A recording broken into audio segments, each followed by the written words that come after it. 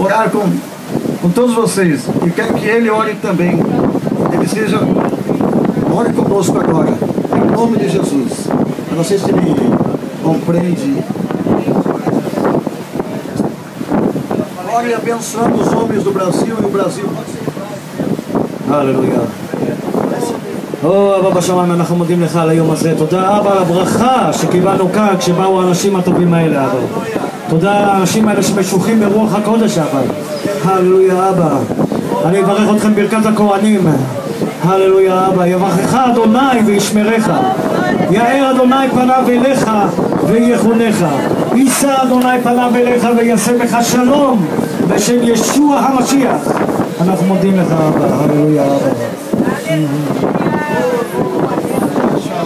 Pai, nós abençoamos esse judeu, pedimos que ele seja primícia e comece agora aqui em Israel, neste lugar onde Jesus transformou pescadores em apóstolos.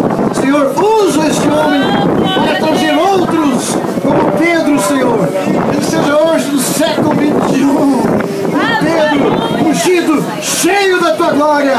Honra, catória, xalabá, em nome de Jesus. Aleluia. Concordamos com essa oração, Pai. E orando pelo teu filho.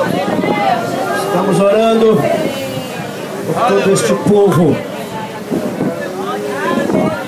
para que tenham conhecimento do verdadeiro Messias, daquele que tu enviastes para nos salvar e para reinar. Tu amas Israel, salva o teu povo. Reina em Israel, reina em nossas vidas. Ó Rei dos Reis, Senhor dos Senhores, ó grande Deus, que a tua unção esteja sobre todos os judeus. Salva também, ó Deus, os palestinos. Salva também, ó Deus, os árabes. Salva, Senhor, e que haja paz nesta região. Em nome de Jesus.